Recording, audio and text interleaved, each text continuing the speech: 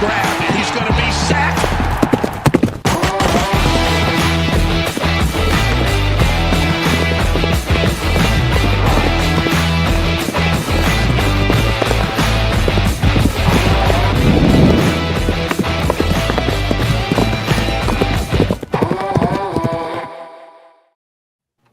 Broncos country, what is going on, guys? It's your weekly horsepower hour crew. Plus, I don't know if we'll call him special guest because he's coming in here throwing some shade on us this week. Colorado losing to Georgia Tech, but nonetheless, we have the Cameron Parker of Mainly Broncos and also the 5280. I forget the rest of it. You can say it. It's podcast. Oh, it's podcast. Okay, I thought it was something else, man. Yeah. All right. Well, Cameron, welcome to the show. Y'all smash that like, subscribe to all the channels. But Cameron, for people who don't know you, tell us a little bit about you, other than the fact that you eat corn.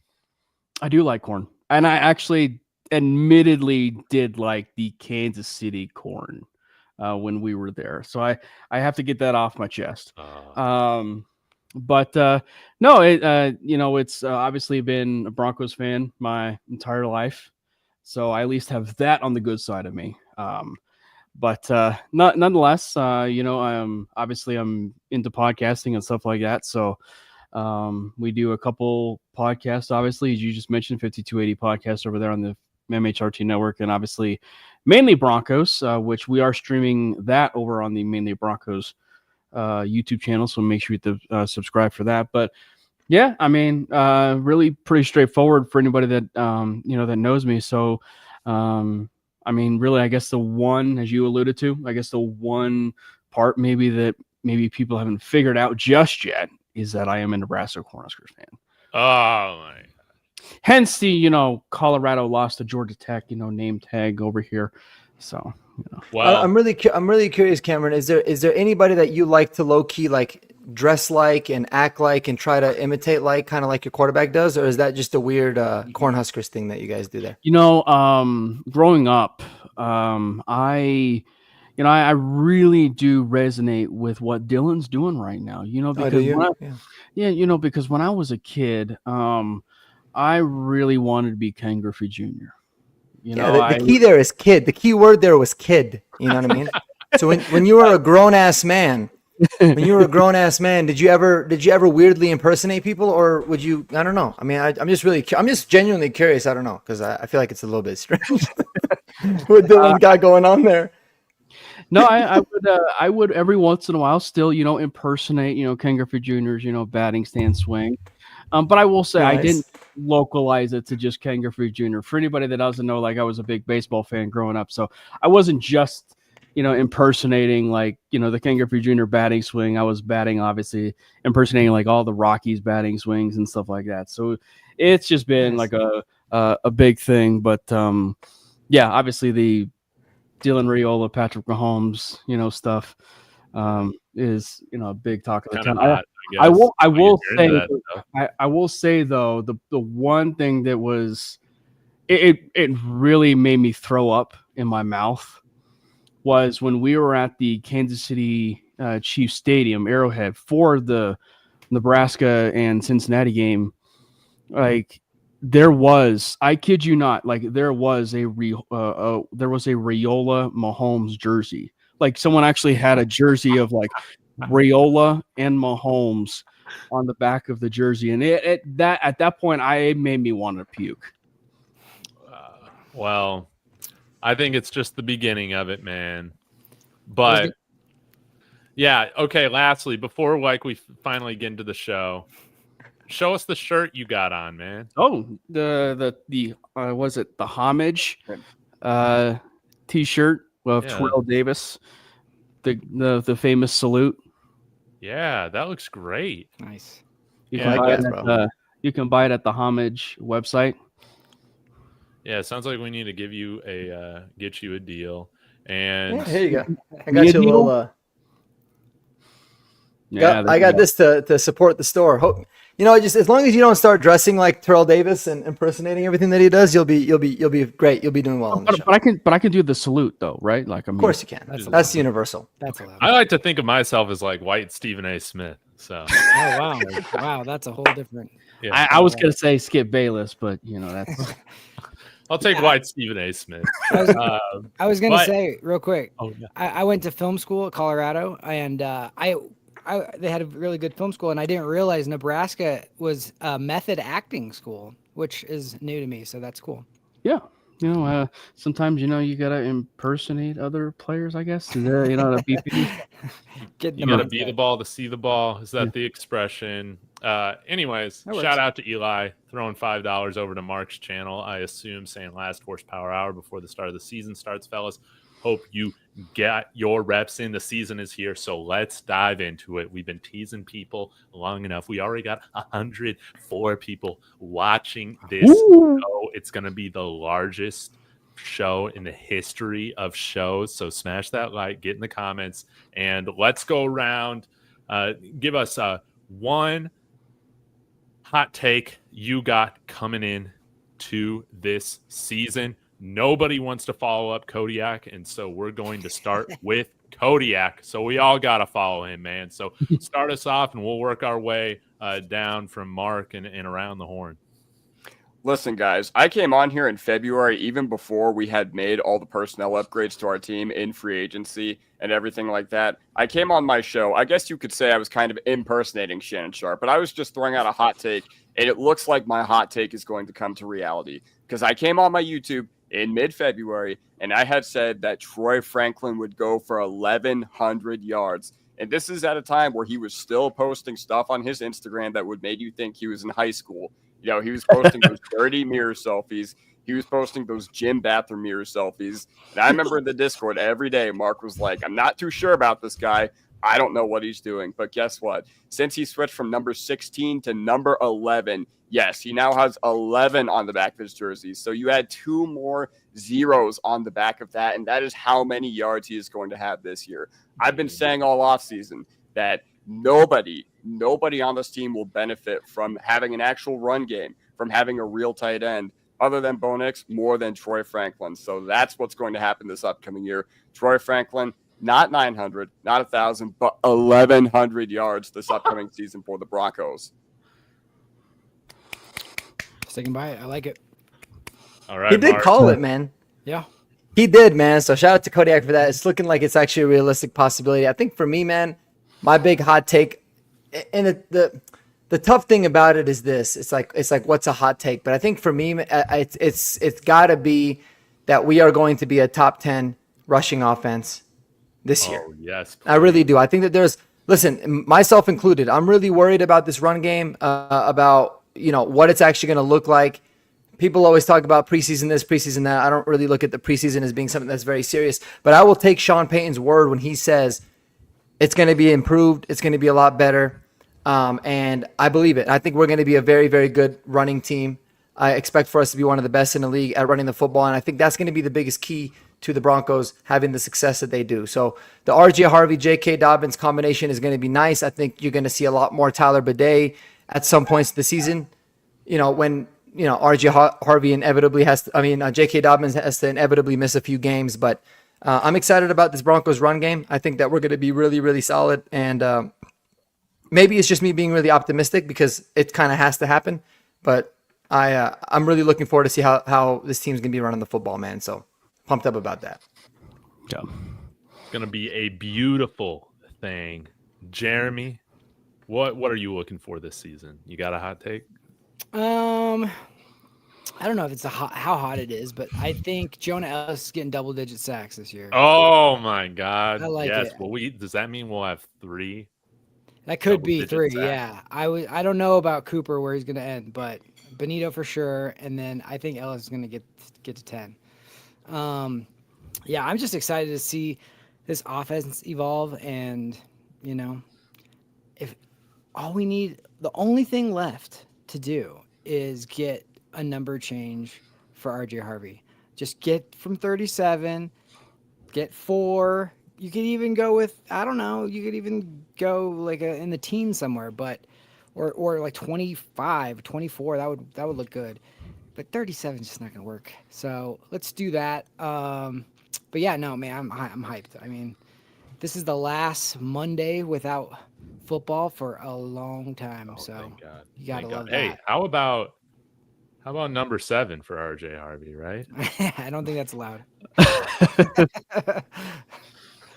All right, if he makes a phone call, well, probably a few phone calls, maybe. Be an important phone call. Yeah. Even if he got the permission, that would be terrible. Yeah, you can't do it. Can't do it. That would be The terrible. one person who can't do it. You can call Frank Jerpuka and ask for 18. You can't call number 7. Especially if you're paying number Manning. right now? Let me check. PJ Locke, he doesn't PJ Locke. deserve a single-digit number being on the bench. I agree. It's going to be number 4, guys. It's going to be number 4 or number 5. Trent Or number 1, maybe. There's a big possibility it could be number 1. Well, Which would be the best case scenario. What if Ingram's not going to switch though? Yeah, right? Ingram's not switching. Ingram might go to 17 now, man. That was his number for the longest time. Oh, You're right. well, if he does, So- yeah, do that. Big Mike is on the train with me. If Elway said no to him using 7, I would be pretty upset. I love it. You can't ask. You can't ask, Big Mike. I love it. All right, so my hot take, it's straight up for my friend Mike. Respect my co-saying can Bo Nix impersonate week 1 Peyton Manning. That's why I got this jersey on right now. 7 touchdowns, baby. That would be great. But this is my hot take, and this is a bet, Mike. You have no downside. You win. If Nick Bonito gets 19 sacks or leads the league in sacks, I'm buying you a Nick Bonito jersey, and you have to wear it. You have to wear it. Respect my codes, because respect my codes is on that. Get rid of Nick Bonito. Should trade him for Micah Parsons. Don't pay him. All those sorts of things. I understand people excited for Jonah Ellis, but that's my hot take. Nick Bonito, 19 sacks this year, baby, and we better sign him before the season starts. We only got a few days left, or else he's going to get a hell of a lot more expensive as the season goes on, and he's becoming like an all-pro pass rusher. Well, that, and we also know it's a contract year, and we also know how players typically cut to perform in a contract year. And I think that for Nick, like the one thing of the benefit of the doubt, I guess, for Nick is he had a really good year last year. Like I don't think people maybe are like really putting into account like how much of a year he had, and I think the part of it too is like for Nick, it's like it was really, and I know he didn't have 2 pick sixes, but you might as well just given him 2 pick sixes. And I think that side of it for me is making this really impressive, because you don't see edge rushers have that kind of coverage skills or that kind of like intelligence or IQ from a pass rusher. And I think that, we should also be remembering like what was in the Big 12 when Bonito was there. He was doing that in Oklahoma. Like they were dropping him into coverage. They were using him, as a QB spy and everything. So this isn't necessarily new, right? Like this isn't necessarily new for Nick. So it's just about like, now that you have him with literally the defensive player of the year in Pat Surtain, it's only going to make him better. It's going to make Zach Allen even more better. Like it's just like it's the best of both worlds, and he's an ascending player. So if there was one of those few players I'm buying stock in, it's Bonito. It's Nick Bonito. That's right, Cam, and Big Mike saying it, man. They might just be tabling things for now, but I'm curious. Is there a limit you guys put like on paying Nick Bonito? Like is there a threshold you're like I won't go above this number? It's probably like right off the dome. I'm probably thinking 35. Like if because it's I will say I think the Bengals did it poorly with Trey Hendrickson, but the fact they had a 1-year deal of 30 probably puts it to where Bonito might end up getting 30, it seems.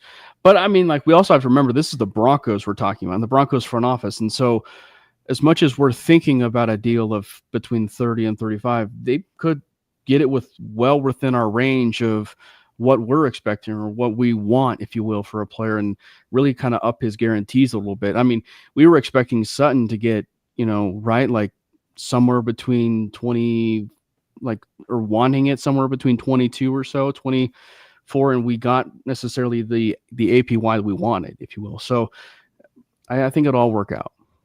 Man, I hope to God. Maybe it's not my money to spend. So Yeah. if we're going to go up to 40, I won't have an issue with it, but that is contingent on him getting Respect My So- Co's a jersey. So he's gotta hit 19. So Cameron, give us your hot take for this season, baby. I have two. Okay. They're kind of a package deal in a way because it has to do with scrimmage yards. I think that the Broncos will have 2 players over 1,000 scrimmage yards. Oh my God. Hell yes. And who are those players going to be? None other than Marvin Mims and RJ Harvey. I love that. Wow. That would be Okay, nice so for no Mims. court. So break it down for us. Oh, well, I mean, the way they've been using, Marvin Mims possibly, right? Like rushing the ball. And, then you have RJ Harvey mixed into the mix. And then you have, the ability to run the ball. I just think that the way that they used Marvin Mims last year, despite the fact he's been ascending with his route tree and everything like that, I think that, like, they found something. Like they found something for how they wanted to use Marvin from the middle part of the year to the end of the part of the year. And I don't see why that would change. I mean, obviously, you want to work on different things and be an ascending player. And in the preseason, we saw a different side of Marvin, right? Like they weren't necessarily using him out of the backfield or anything like that. But again, it's preseason. They're not necessarily going to be divulging anything of their plans in preseason, right? So I do think that like the Marvin Mims of him possibly having that 500 and even more receiving yards, if you will, is a very real possibility. Because if you pack in the year that he had from that midway point to the end of the year, but you compare it to what he was going to be for a full season, the Broncos were going to end up having 2 1,000-yard receivers, if that was the case. And I think that the fact you add the rushing element to this, I think is going to be really an interesting element to it. And I think that they also may want to ease maybe RJ Harvey in just a little bit, right? Like I could see him wanting to ease RJ Harvey into a little bit, plus the J.K. Dobbins element.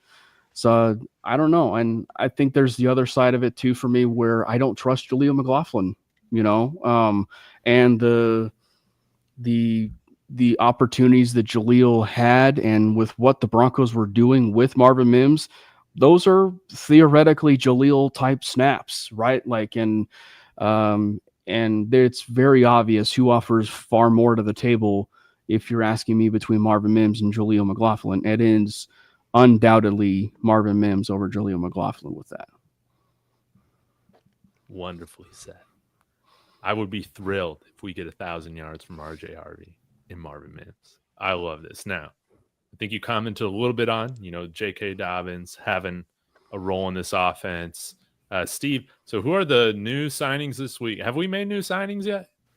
Not that I'm aware of. No. Okay. Expand on that, Steve, and we can answer it. But unless anybody else has any specific comments or hot takes, I'm curious, guys. You can share this as another prediction for the season, or you can just answer the question straight up. But we'll start with Jeremy and work our way around. Is that going into this game against the Titans, looking at the season, what is a successful season for the Broncos this year? This could be record. This could be, it can be more than just the record.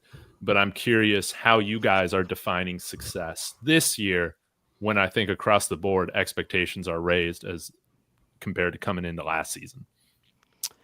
Well, one more real quick hot take. I think this is maybe I'm crazy, but I think Dallas won that trade. Honestly, I don't love paying Micah Parsons $47 million, and he's coming in hurt, and I don't know. I think he's a loose cannon. I don't know.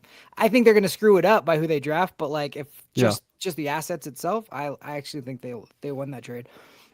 Okay, for success this year, honestly, what success would be is making the playoffs again and winning a playoff game, because it would be growth, right? That's not where we should be satisfied, but like that would be successful because you improved from last year. And I think people, as soon as Sean Payton started talking about the Super Bowl and started talking about how many teams he's had that, he felt could get to the Super Bowl, win a Super Bowl, and he included this team, people really started to go crazy with their expectations. And we got to pump the brakes just about there's still tons of young people on this team. Yeah. And they still need to learn how to win, especially in the playoffs. You have to maybe go on the road to Buffalo or Kansas City or whoever. And that is not an easy task. So one playoff win is a success. But I think it would be a success technically, but disappointment, I think, for some people too. Mark. Yeah, I mean, I would agree 100%. I think winning a playoff game would be, something that's successful. I think obviously it starts with you gotta have a much higher chance of winning a playoff game by winning your division. There's a possibility there, but if you can make it to the playoffs, if you can get a win, regardless of if you win the division or not, I mean, that's big time. And at that point, you have no idea what can happen afterwards. So you got to focus on win number one and move on from there. So I think it's all about baby steps, man. I think last year we expedited the process of being successful by 2 years.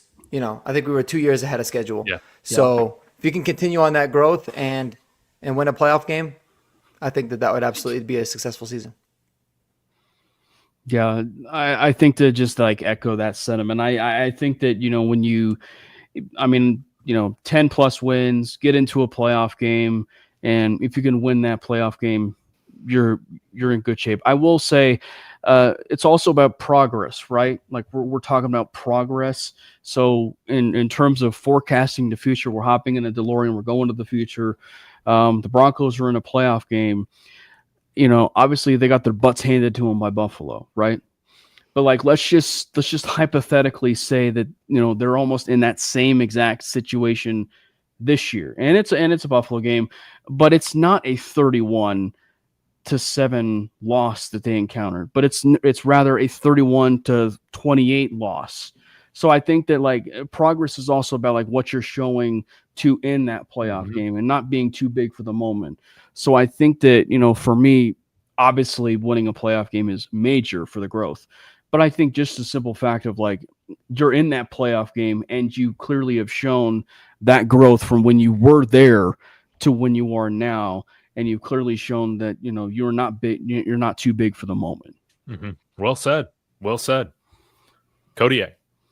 Well, there's two I'm going to get into. So as far as the broader picture as a whole, I think a successful season to me with all the hype that's gone on around this team, man, it seems like a lot of national analysts are picking the Chiefs to be dethroned this year in the AFC West. So with everything that's gone on, with Sean Payton echoing the sentiment of, I've had 6 teams in the past that I think can win the Super Bowl. I think I've got my 7th right here in Broncos country. Listen, the national media, they're pumping your tires, so you got to perform. And I think a successful season would be ending the Kansas City Chiefs' 9 straight season division title run on Christmas night. That's what I think would be a successful season. And honestly, I think it's right for the taking, especially because, the Chargers lost later. That is huge. So I don't see them winning the division either. Raiders, I still think they're a couple pieces away, but man, clock's ticking for KC.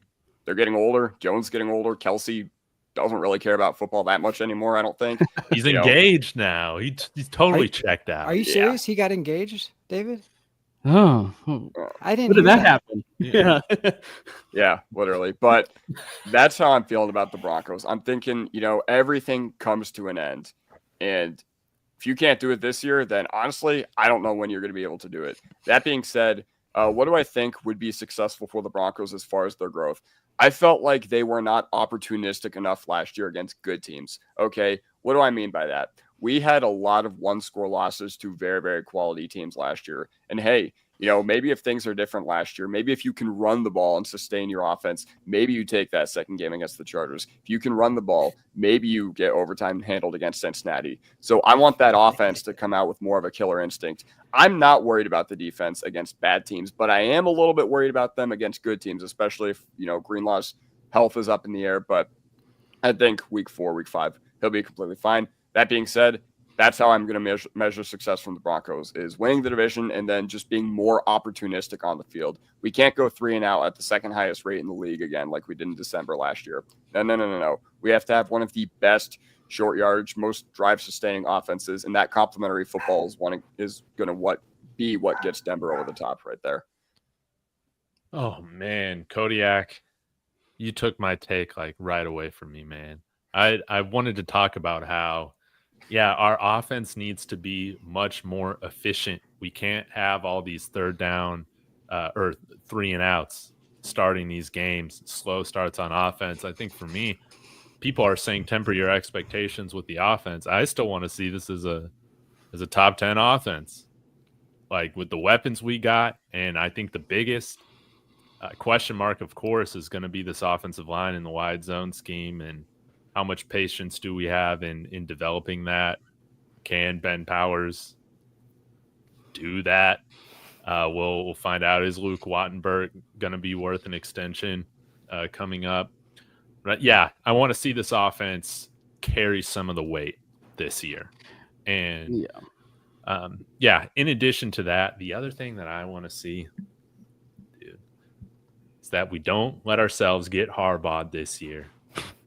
We cannot allow that to happen. Sean Payton run the ball on both sides of the card this season. He needs to do that. You know what could also help with that is a midseason trade for Alvin Kamara.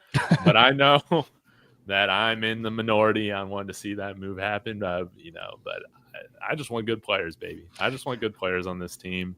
And we got to beat Kansas City. I want to sweep Kansas City, man. That is an A+ year. I don't care what the record is.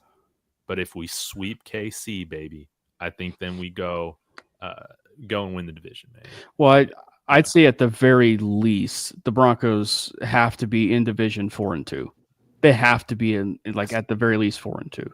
Because if you're, at least 4-2, you have a winning chance at that division. And we know that the AFC West is going to be a dogfight from start to finish. And, maybe there is that chance the Broncos do win that division because it's that dogfight to where, I'm not saying it's going to be like, oh, the Broncos and everybody else is going to be like a 9-win team winning the division, but it's going to be like a dogfight. So where they're going to be gunning for everybody. So I wouldn't rule out the possibility of, obviously the Chiefs have been 13 wins, 12 wins, 13 wins, possibly even 14 wins every single year as of late. So if they're 11-win teams and it's winning the division, that means it's been a doable division this year. And I think that's very doable. Mm-hmm. Mm-hmm. We just got to change a few things, man, and we can sweep this division. It is right for the taking. I know that probably sounds crazy. We haven't talked about the Broncos like this in such a long time, but this offseason kind of felt like the 2014 offseason, I feel. And maybe we don't fully put it together until next year, but we're going to make some noise this year. Does anybody have any other general thoughts on the season, other things they're expecting, hoping to see before we get to Tennessee? This may actually be a little bit of a hot take and not actually saying him, but I will say for us as Bronco fans, if you will, being as a whole worried about Jeremy Crawshaw. Oh yes. Give me hope right now. I think we will be at peace with Jeremy Crawshaw by the end of the season. Obviously he's going to be a rookie. He's going to be taking his lumps, but I think that, we will be fine knowing the fact that Crawshaw is our punter. I think at the very least, if he has, 20 punts inside the 20 by season's end, or a little bit more mid-20s, and he's, 45, average punt yards and everything, I'm all for the Crawshank redemption, as was in the comments there. So I'm all for it. I think by season's end, we should be trusting Darren Rizzi and obviously special teams god Sean Payton with Crawshaw. I hope by season's end we're not even seeing him on the field. It is true. That would be extra nice, right? Yeah. No, he's gonna be fine. David, he's gonna be fine. It will forever and always be a terrible draft pick. Even if he's an all-pro punter, it will always be a terrible draft pick. So sorry to rain on anybody's parade, but Jeremy Crawshaw is going to be just fine. but you never draft a punter ever. Man, if he makes the Pro Bowl, I'm gonna have to buy you a Crawshaw jersey, just like I'll wear it, man. I'll wear it proudly. Won't change the fact that you don't draft punters. You know. I'm still on the Crawshaw train, even though, man, I'm a bit shaky right now. I'm not gonna lie. You know, I've called him the franchise. He's looked anything but, and He's more of a lock than A.T. Perry. oh, dude, do not slander. Like basically the god of this channel. Did you see what Sean Payton said about him again today? No, what did he say? What'd he say? It's inevitable, man. It's inevitable. A.T. Perry, he's going to be a problem. It's just a matter of time. He said, dude's impressive. He looks amazing. He's starting to get back into what we've seen from him after his injury. And so you just wait, man. You just wait for A.T. Perry. In 2028, he's going to be the best player on this team. Yeah, he's going to be nice in 2028, bro. Man, I hope he pans out because all the stock in the world that people have bought are on this pod. It's really just us. No shit. Yeah. No shit. I mean, this will be the biggest win ever if he becomes the man. Yeah, we might get sponsored, man, if A.T. Perry. Yeah. How about that? Yeah. Okay, well, everyone's telling me he's going to be okay. So, with that being said, let's get to Tennessee. We face a rookie quarterback. I think I saw some random stat that quarterbacks are like 2 and like infinity losses starting on the road. You know, they barely win any of these road debuts in the NFL. We got a few familiar faces you will see on the Titans. Lloyd Cushenberry at center. Cody Barton at linebacker. Am I forgetting one? Forgetting one? Isn't DeMarcus Walker there? Or was he there? Dude, he's still in the NFL? He is. Wow. Draymond Jones is there. Draymond Jones. Clay Webb. Oh, dude. Don't even get me started about Clay Webb. He should have been on practice squad. I guess Garrett Wallow, our practice squad linebacker, used to be with the Titans, so we got somebody. Okay. Well, I mean, that's cool. The Garrett Wallow effect. Now, they've also brought in some other names. Yeah, this is a little bit different of a Titans offense than what you guys have seen before or in the recent past. They brought in Van Jefferson. All right, field stretcher. They brought in Tyler Lockett, who is another year older. So will he cook Riley Moss this week one like he did last year? Hopefully not. And they still got Calvin Ridley. Now, at running back, no Tajay Spears, but they still got what's his face? Tony Pollard. But do they have anybody after Tony Pollard? It's like they got this guy named Julius Chestnut. He was one of my favorites in 2022 and 2021, but he's been a nothing burger in the NFL so far. Wasn't he like a Division II running back? Or like he was. Multiple guy. According to their depth chart, Tajay Spears and Khalil Mullings are the backups. Well, Tajay Spears is injured. Tajay's on IR. So there you go. Mullings from Michigan, Yeah. All right. Well, I guess Ale Manor as well, by the way. Oh, who I love. They got Ale Manor. Maybe we'll see some of him. Let's go around and each of us give one key to the game, one matchup that they're going to be concentrating on, one thing that they want to see in this game. Who should I start with, man? Does anybody have a volunteer? How about we go with Mark and work our way around? Yeah, man. I mean, I think this is going to be I don't think it's going to be a walk in the park like a lot of people think it is. The first week of the season is a little bit scary. You never really, teams figuring it out. But based off looking at their depth chart and kind of doing a little deeper dive into the Titans like I have been doing, we've seen with Cody Barton what he can do and what he can't do last year. You've got to be able to isolate him on a running back or on a wide receiver. So I'm expecting for Sean Payton to find ways to get Evan Ingram matched up on him.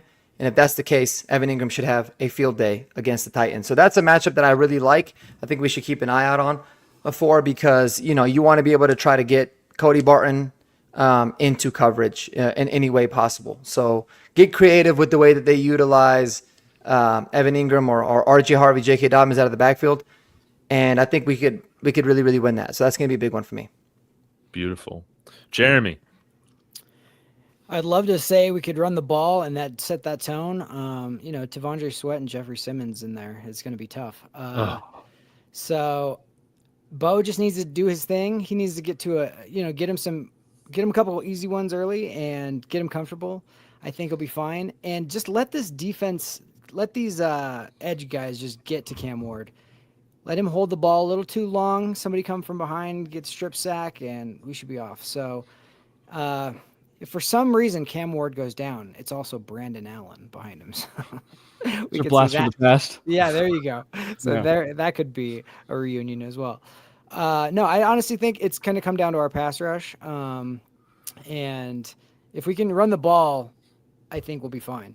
Stop the run the ball. That's every week, right? Yeah. Yes. Oh, real quick. Want to take a break for a second. Shout out Mile High Mims. Let us know. Drop the news here about what RJ Harvey's jersey number is going to be. I know you got it. Come on, just put it in the chat. No, you can do it. No harm, no foul. Yeah, we got 400 people watching. Please go like and subscribe on YouTube to all the channels. Oh my God, that helps us so much. And we're building the funnest Broncos community of all time, and you guys are going to be part of it. So thank you. It's 7. That's right. Forgot about it. So with that being said, Cameron, let's hear from you. What's one key or one matchup, man, you really got your eye on going into this game? It's really hard to overlook the trenches. Like it's because I think for me, like obviously, Tennessee's got, some playmakers, if you will. And, they got Tyler Lockett, who's 1 year closer to AARP, and, Calvin Ridley, who's a shade of what he once was, if you will. And Burks, who's always hurt. You can't really rely on him. And like all the running backs are hurt. So like, it's just, you're almost like setting Cam Ward up to fail right now. And so the Broncos, they really have to be able to get to Cam Ward.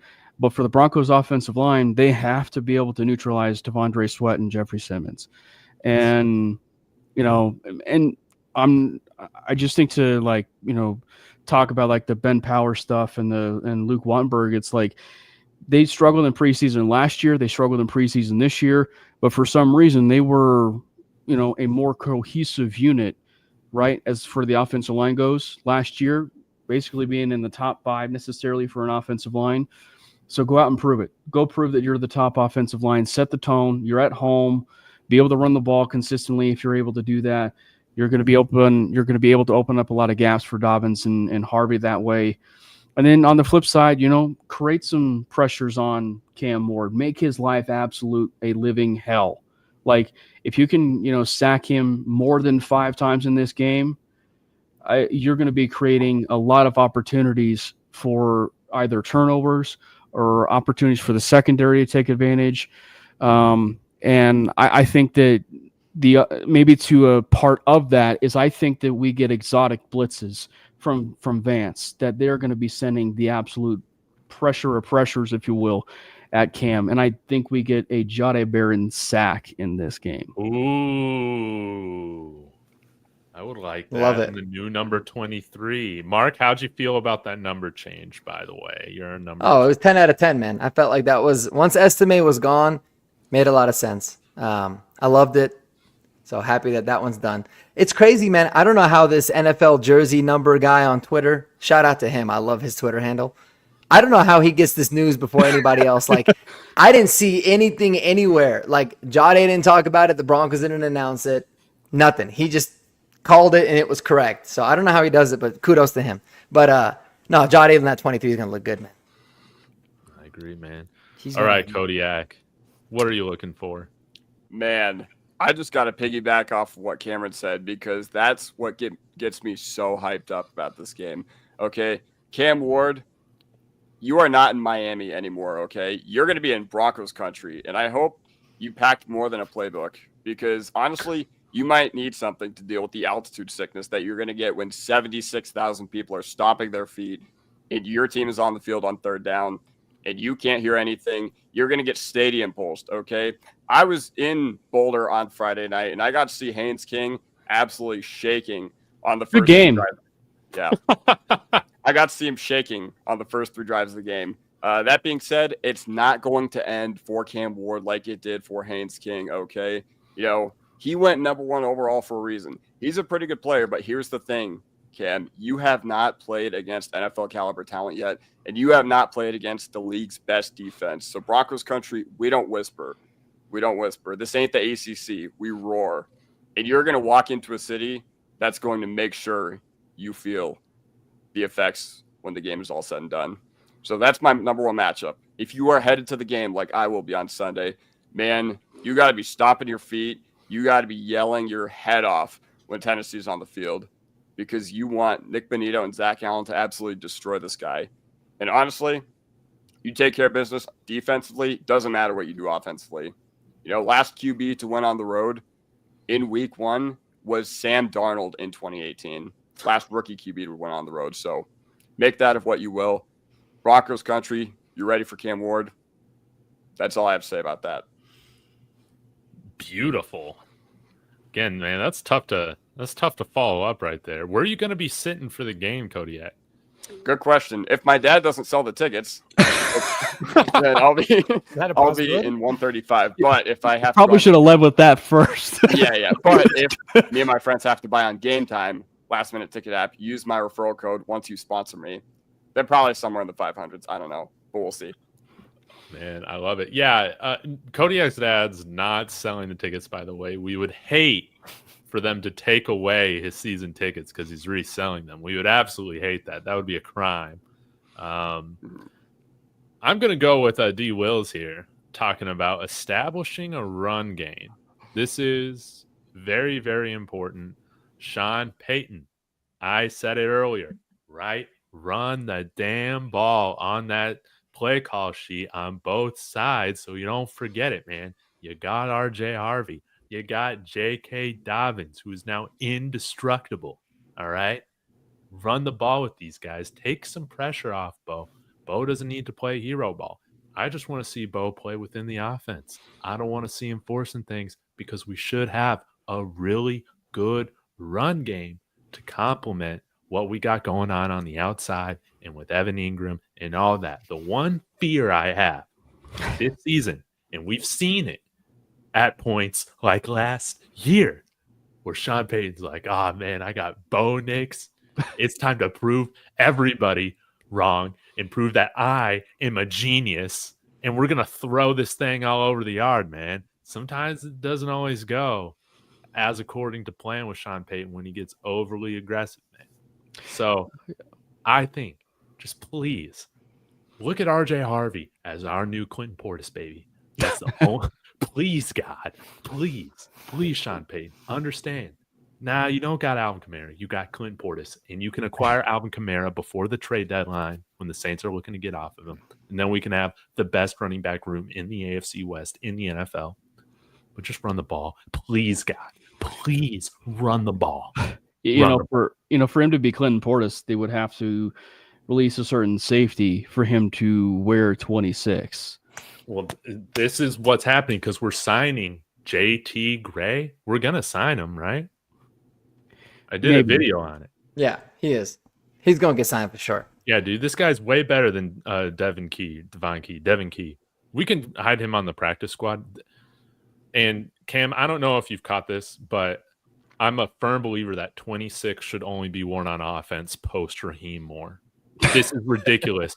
We have guys at the same position wearing 26.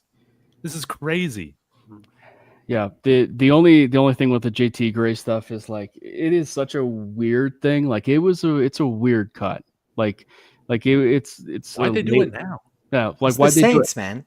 Like why they do it now. So it's one where are they helping him out so that he can land somewhere and it's be that familiar?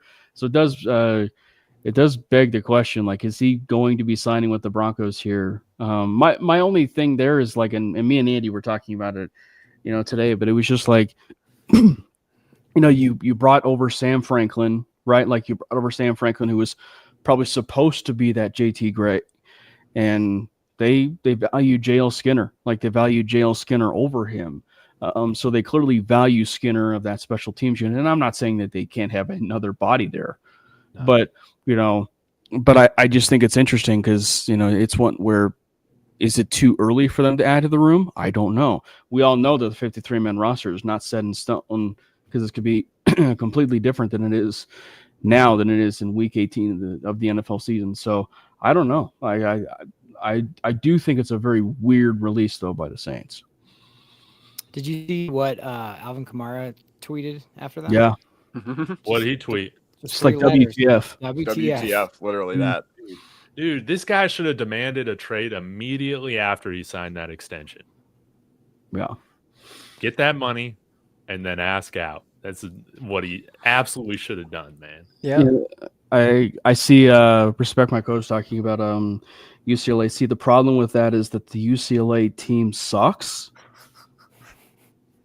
And they don't really work out in the NFL. I saw Dulcich went to the Dolphins. Oh, did he? Yeah. Nice. Interesting. Yeah. That's cool. Yeah. Even the announcement that the Saints made when they made the cut makes like 0 sense. It says There's always a lot of signings after week 1 too of like vet guys. Like, there'll be a lot of guys that the Broncos probably sign next week because I think if you're a vested veteran, you don't have any guaranteed money after week 1. So there's a lot of that. And so that might have been something with JT Gray too, but yeah, because this is completely like this is when you don't have a good reason and you're just making stuff up. You go just with the ...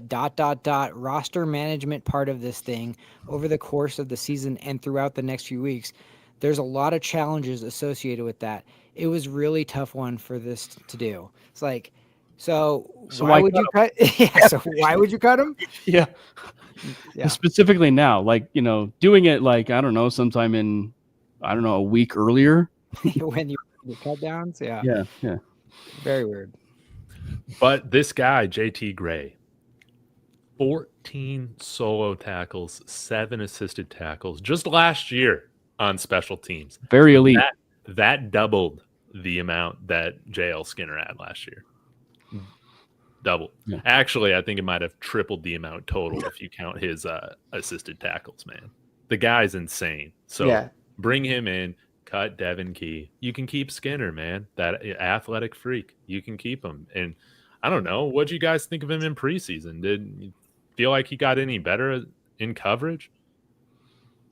Skinner? I thought he showed some signs. I just think the Devon Key thing is interesting because I don't think they cut from him because like he was the second safety, like beyond the second starting safety duo, if you will, after Hufanga and Brandon Jones. Like it was Lock and Key, the law firm Lock and Key. So I don't know if they want to move on from him. Plus there's a Dane Key agenda that we need to address here, which is in order for Dane Key to be a Denver Bronco, Devon Key has to be on the roster to keep that connection strong. So it's bound to happen, if Devon Key is on this roster. We're definitely trading Cortland Sutton if that happens. Good. Because Dane Key's I knew everybody was going to say that. Yeah, Dane Key's already better than Cortland Sutton. So yeah, I got to say something about JL Skinner. I got to say, watching him on special teams this past preseason, I was anything but impressed, okay? And Patrick Chiotti was the guy who really brought this up to me. I noticed him on the first punt we had, the one that Krasha actually had against the 49ers that was decent. If you watch that rep, it might be literally one of the worst gunning reps I've ever seen. And I know that Skinner specifically does not play the gunner role on our punt team, or at least, like, that's not what he's familiar with. That being said, I did not like Skinner on special teams this year. Now, you could say whatever you want about the Broncos want to try things, try certain guys at, different areas. And that's completely valid because, a lot of coaches use the preseason to just see where guys' strengths are. It doesn't really mean a whole lot. So, yeah. But that being said, I felt like as a gunner, Skinner had 2 reps this preseason, and both of them, I was just like, it just can't happen. It's not going to happen week 1. Yeah. Maybe we do cut Skinner. By the way, before we get into our final predictions for Titans, and Broncos. Bill Belichick, man, he needs to dump his girlfriend. I think that's my big takeaway from tonight's game. That versus the fact that UNC is absolutely getting just smacked. Yeah, this is UNC, they're going to be one of my bandwagon teams because I want to see Bill Belichick do good, but his girlfriend's holding him back. It's very clear. He's got that Good for NR him, man. I was gonna say Good he's got- for him. Exactly. What else does he have right now? Like, Yeah. Let's just let him have his fun. Dude, if I was in my 70s and I had 6 rings, and what do they pay him to go to UNC? 10 million a year. I'm sure it was, yeah. Crazy. Something And insane. then you got that, 26-year-old. Yeah, man. Bill Belichick is winning at life. We can hate on it, but he is chilling. Oh my gosh, dude, this is disgusting. This is a terrible stat. Current UNC quarterback Matt Johnson is the same age as Belichick's girlfriend, by the way. Man, this Dude, is she's going to end up cheating on him with one of the players, and it's going to be one of the funniest scandals. the quarterback. Yeah, man, that would be awesome. All right, well, let's get into our final predictions for this Titans game. Does anybody want to lead us off? Score predictions, things that are going to happen. I'll go. Okay, Let's say Jeremy. I hate this. I'm bad at this. So whatever I'm saying is not going to be what happens at all because all I care. I don't care if we win, 2-0. It doesn't matter to me. That I'm happy with that. Nah, say it with your chest out. But if I had to make a prediction, which I do, I'm going to say 27-13 Broncos win. I'm going to say at least 3 turnovers by the defense. And let's say Trey Franklin has at least a touchdown catch. That's what I'm thinking. Oh, yes, please. That would be nice. And Crawshaw's going to boot 2 60-yarders. How about that? Oh, yes. I don't know how to feel about that because that would mean that the Broncos defense or the Broncos offense stalled. What? Oh, if he gets two punts? Yeah, two punts of 60 or more. That's true. That's true. But I don't know. I just not feel necessarily. you don't know. Crazy stuff happens. Maybe it's garbage time. We can give him a punt at the end. There you How go. about that? There you go. All right. Who wants to go next? I'll go. I got the Broncos winning 23-6. And this is how I have it breaking down. Oh my God. I think that the Titans I think we're going to win the coin toss. We're probably going to defer. Then the Titans are going to have a very promising opening drive. They're going to go down, settle for a field goal, and then they won't score anything else until the fourth quarter when we're up 23-3, and they'll kick a field goal with 14 minutes left in the fourth, and then basically we're just going to run the clock out, and that's how it's going to work out.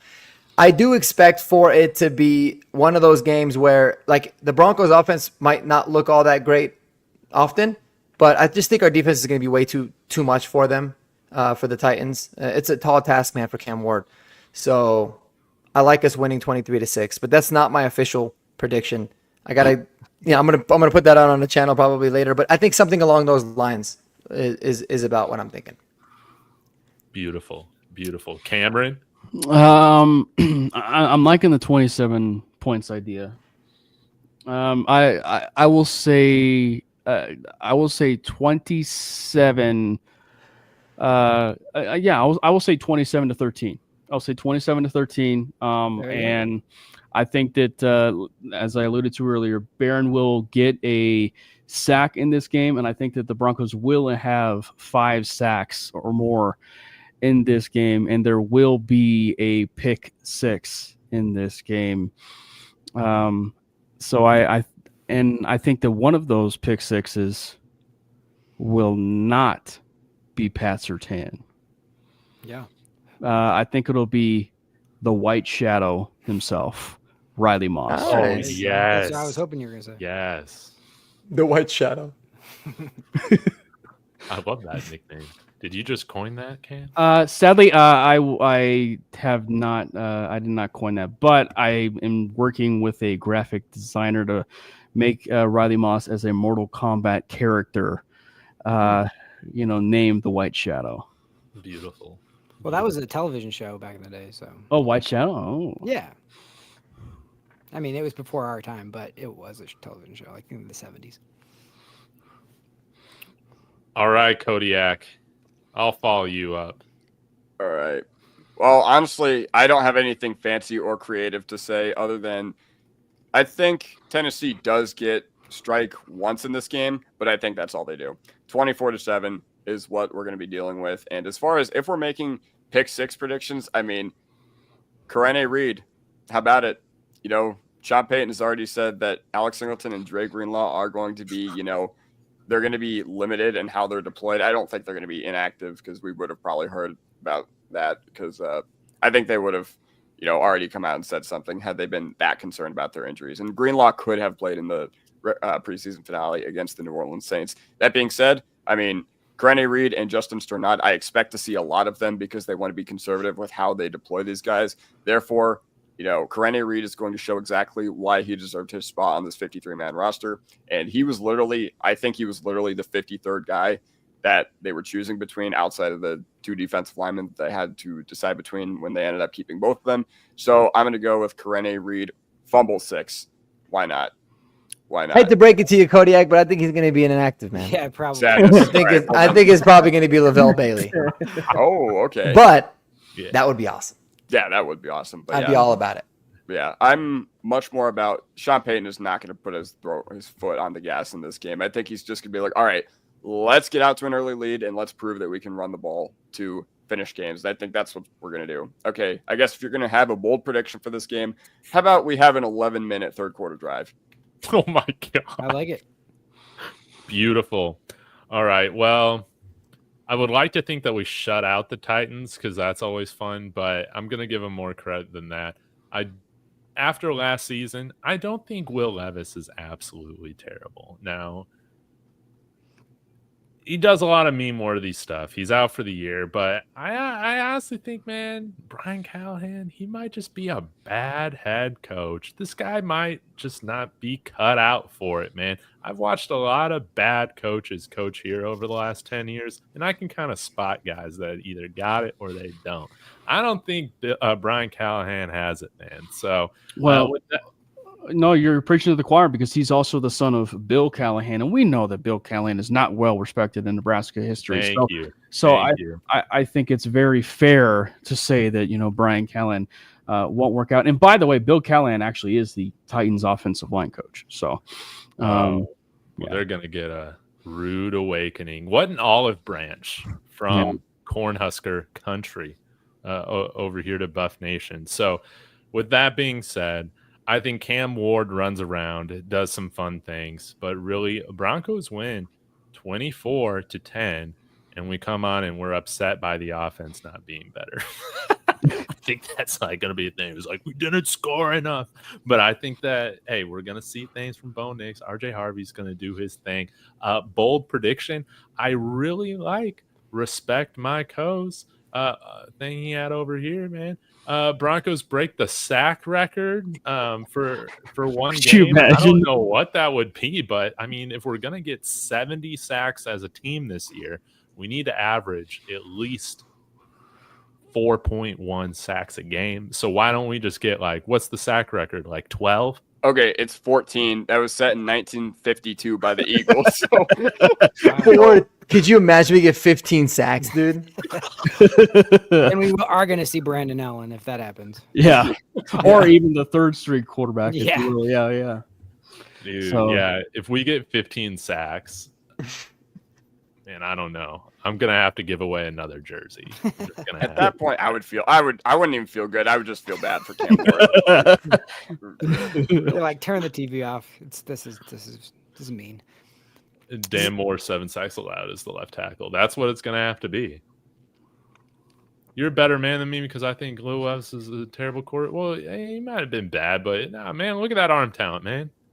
Throw it over. Will Levis is going to be the perfect Sean Payton reclamation project in 2-3 years. Yeah. You know who I want? Anthony Richardson, baby. Oh, I still believe in Anthony Richardson, quarterback controversy in Denver, baby. I forgot about that. The Titans signed Trevor Siemian. I forgot about that. Oh, Trev. Wouldn't that be great? See him in the game. Yeah. So, we break the sacks record.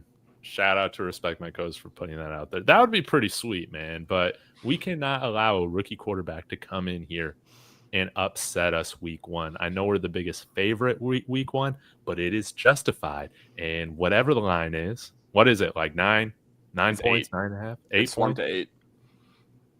Dude, we cover. It would be an embarrassment not to cover against this team, man. That's how I feel. We better come out hungry and ready to go. If we really got aspirations to win the AFC West, we don't have time to treat this like another week of preseason. No. I got another question, another prediction for everybody. I don't know what the Broncos are doing, but we have not seen a jersey release schedule. What do you think they're wearing opening night? Or opening afternoon? A uniform Yeah. was it scheduled? Which color scheme? Well, so I will say I don't know if it's going to be this week, but what is it this year? They can actually wear those like alternate helmets now, like the alternate helmet, like with the, the jerseys, if you will. So there's 2 combinations that I'm praying we see at some point this year, and I don't know if it'll be week 1, but I've been dying to see the all white uniform, like the white helmet, the white tops. Yeah. White socks and everything. And then the white helmet with the orange tops, white pants, and orange socks. I've been, waiting for that one. So like the orange dreamsicle look, if you will. But I don't know. I'm probably just very bland and just going to go with the fact that we're the uniform in preseason of literally like all white with the navy blue helmet. For that game. Yeah. Mark, what do you think? Because you're the jersey guy. I want to see the all blues, man. The navy blue with the blue helmet is my favorite jersey by far. I think the white helmet with the orange tops look really nice. But give me the all blues, man. That's the cleanest uniform. Make that the home jersey. It looks so good. They typically will wait, I've noticed, on the all blues to do like a primetime evening game on those. Just FYI, like we did it with like San Francisco, Christmas. Yeah. So yeah, that's usually how they do it. But I've heard that they're not going to release an official schedule. It's going to be like a weekly thing. That's what I heard. I don't know if that's. Are they letting them vote on it, like the team? Like, what do you guys want to wear, kind of thing? Yeah. Okay. Because it is it's a team thing. Like the uniform thing's a team thing. So, yeah. And I guess the part of me is just optimistic for sense because the fact they can wear that alternate helmet now, with their uniforms. Why didn't we get rivalry jerseys? I assume it's probably going to come next year is probably my bet. Which at that point, that would be sick. Like, because I'd be curious to see what's in store for those rivalries. Well, it was only. Are they doing it by division? Like, only a couple divisions get it every year? It was only the AFC East and NFC West this year. So, yeah, as far as what I think they'll be wearing, I mean, I know you guys said you didn't want the Broncos to wear the throwbacks week 1, but, man, this is as good a time as any. This is as good a time as any. Come on, man. I was watching every turnover in the NFL from 2024 on my TV because I left it on for too long on YouTube. And it goes to those really long-form videos. Man, you know how awesome it would be to see us for 10 minutes at the start of the video because it's going to be week 1, just in those throwbacks getting turnover after turnover on Cam Ward after Karene Reed gets that pick 6. Well, and to be fair, Seattle gave us a layup last year of wearing the throwbacks with Seattle's throwbacks, and of course we didn't do it. So I would love that. So I think that would be like the ultimate prize right there to have the Oilers throwbacks, the Broncos throwbacks for week 1. I think Richie's right though, man. We shouldn't fantasize what other men wear. So, what do you guys think? Should Quinn Miners wear his orange jockstrap, or do you think he should go with the navy blue one? Yeah, let's get kinky with it. Well, I would say that answer probably would be Big Mike. I want to see white pants, orange jockstrap, and I want to be able to see the outlines of it. That's what I'm looking for. Give me some of that. Powerade on the sideline. Yeah. I like how we're not allowed to fantasize about what they're wearing, but we're allowed to fantasize about them tackling each other. But that's fine. Yeah. The worst is when you're doing like the draft stuff, and you're like, this dude is like thick in his lower body. Yeah. He's built like a tank, and you're like, that's so like. kind of borderline, but like it's true. I mean, RJ Harvey is thick, bro. What do you want to do? Well, we're not going full Jerry Jones. You know the Jerry Jones thing with Cowboys training camp. Oh, I guess I don't know. I think it was Jamie Foxx. This was like years ago. He was on like Instagram Live. Sorry, this is a bit not safe for work, but I think it was Jamie Foxx. He was live streaming from like one of the tents at Cowboys training camp, and he was like talking about one of the players, and Jerry Jones didn't realize that he was on live stream and leans over and goes 8.5-inch dick too. Oh my God, I do remember that now. No, I do not. I gotta see Thanks- that. thanks, That's Trevor. hilarious. That's awesome. Yeah, I'm like, man, what is going Glad on? Jerry was Jerry noticing. Jones, man. Jerry Jones, Michael Parsons. That was bad, man. That was bad. You got to get him out of there. You got. Was he doing that shit on purpose? No way, dude. You think he was just calling him Michael? Old. That's a sick troll. Like if you did it purposefully, but Because I feel like he said unfortunately, Micah sometimes, and then he would just hit it with a Michael, and I'm like, although Elway did it too a couple times, so Like to start. yeah, off but Elway was an thinking alcoholic, down you know. Elway. he did it to the quarterback. It's funny. We're talking about like the draft, breakdowns and stuff like that. Like Andy just mentioned. I wonder how. I'm surprised we don't see many of like the out of context, draft, like breakdowns, like just complete out of context of like, oh, this guy's got incredible bend. Yeah. Oh yeah, you do. You just Yeah. Like a compilation. Bruno always finds them, puts them on his show. yeah. I've We seen should it. do like we should do like a compilation of it, man. I've seen it on I don't know if it's on Instagram or whatever, and it's like a wife sitting next to the husband watching football, and it's just them they cut like a bunch of the, all that kind of, wording and all that kind of stuff. Like from broadcasters and stuff. Yeah. Yeah, and the wife's like looking at the husband like, are you hearing like Yeah, right. Yeah, Yeah. it's pretty funny. Yeah. I've Yeah. seen it before. He's got incredible ball skills. Ball skills, Yeah. yeah. He's shooting the Yeah. gap. The balls Ball always skills seem to sound find fantastic. his hands. Yeah. Or his hands always seems to find the balls. Yeah. I don't Speaking know. of Mike, real quick, Mike in the chat, I love the one that he posted today where it was that Troy Aikman was in the middle of making Oh, fun of Bo Yeah. Nix, where he's just Yeah. like, Bo Nix is having a hard time seeing the field. seen And the then Bo field, Nix and is he's got mims. And then Yeah. the 93 strike to Fucking mims, like jackass. in mid sentence, which is like the Yeah. best. Yeah. Yeah. Thanks for letting me relive that again today, Yeah. Mike. Wasn't seeing the field very good then, huh? Yeah. Yeah. But Awesome. yeah, we're gonna win. Hopefully, if we don't, we will be crashing out on all of our different channels and shows. Most definitely. Before we wrap things up, guys, I'll have y'all share what you got going on in your channel and any other takes that you might have forgotten about going into this matchup.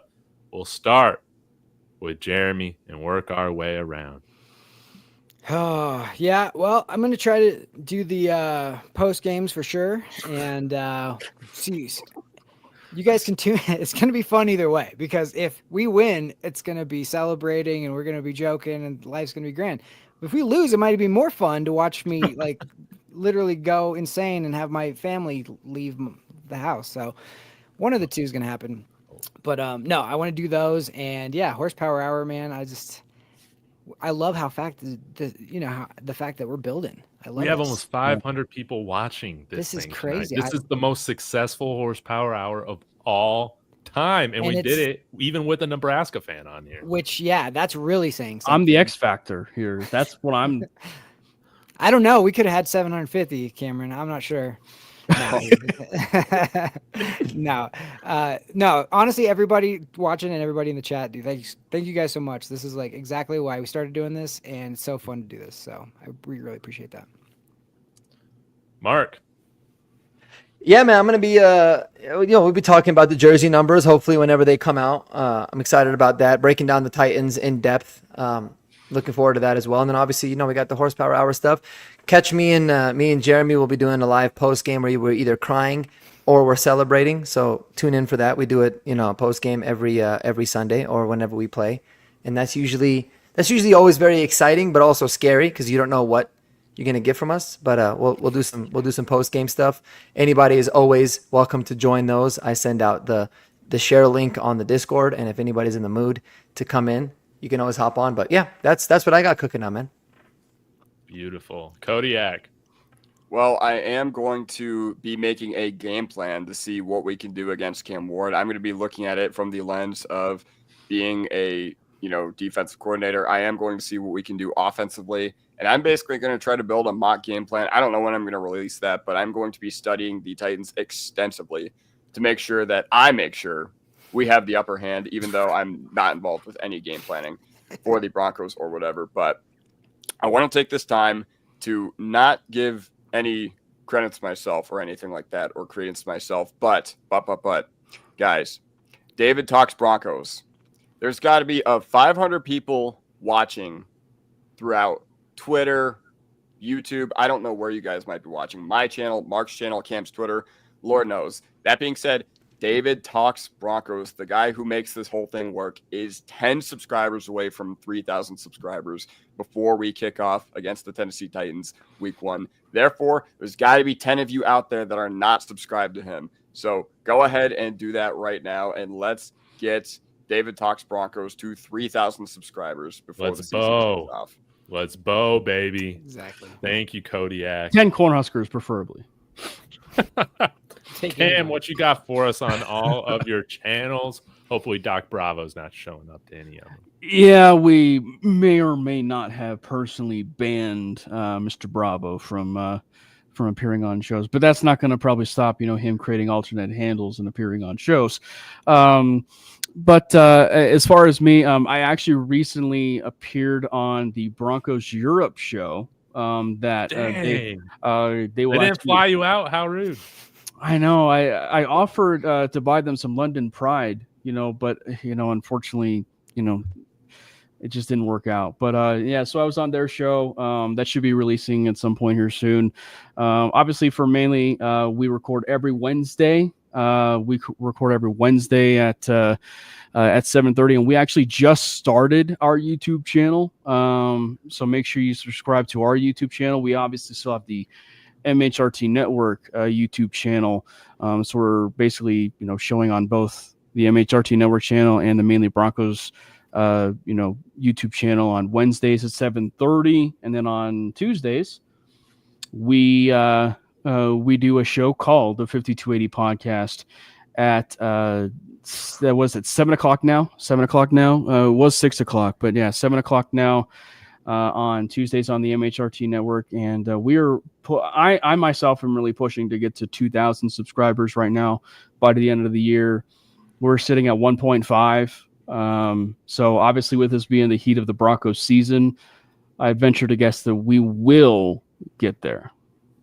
Beautiful. You will, man. You will, brother. And just like Dennis said, man, we'll gain subscribers, win or lose, man, just like Perna does. So it's going to be a lot of fun. I want to shout out everybody who has found the Horsepower Hour and our particular personalities or channels tonight. This is the biggest show. We did hit at one point over 500 concurrent viewers. I cannot believe that. That's just insane. It's the Cam, bro. Yeah, it's maybe the Cam Parker effect. Yeah.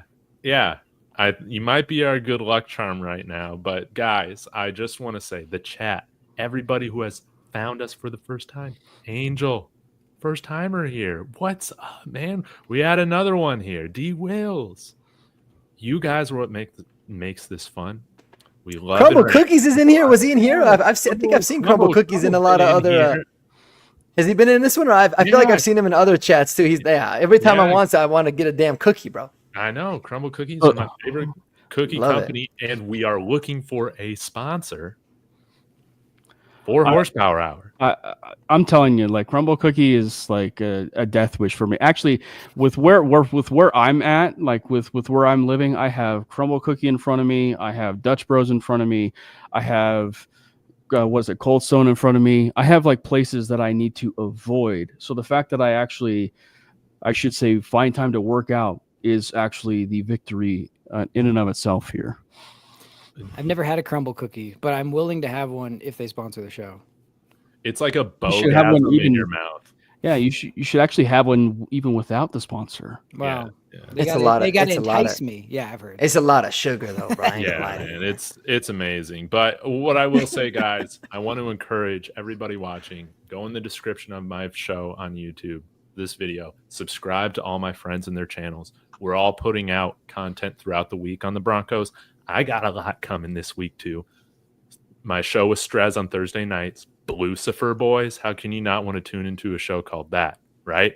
And most importantly, if you want to talk with all of us, like we have done tonight, join David Talks Broncos Patreon, which will give you access to the Discord, where you have access to chat every day, not only with me, but more importantly, all your favorite Denver Broncos content creators on the internet, right? We're all in there. We're all in there chatting every day. It's fun. Every day. Yeah, every day. Like even including when we actually have our full-time job every day. I know. Yes. Yeah. Kind of a problem.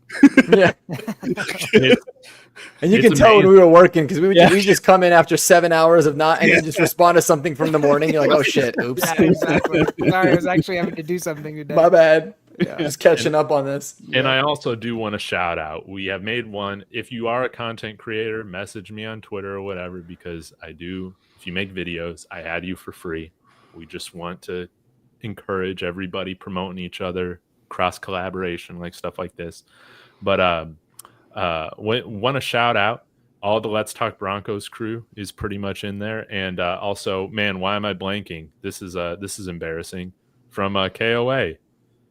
Edwards. Ryan Edwards. Ryan Edwards. Edwards is in How Ryan can you Edwards has been- how can you blank on arguably the best Broncos media personality in Ryan Edwards? What is wrong with you? I know. I was thinking about his. He was so co-host, starstruck. who shall not be named, right? He was so starstruck. I think he just yeah, forgot. So, starstruck. So You couldn't anyways, believe it. guys, we're gonna have the funnest Discord chats all throughout the game. It's gonna be amazing. We'll go live. We might even utilize the voice channel. We But I should. will be having some giveaways on that Discord throughout. So that was way too long of a plug, but thank you guys for letting me do that. It is my joy to talk Broncos with all of you, and it's going to be a fun season, man. It's going to be great. Okay, any last words? Go Big Red. Go Arizona. No, God bless no, Bo man. Nix. Go Broncos. God bless.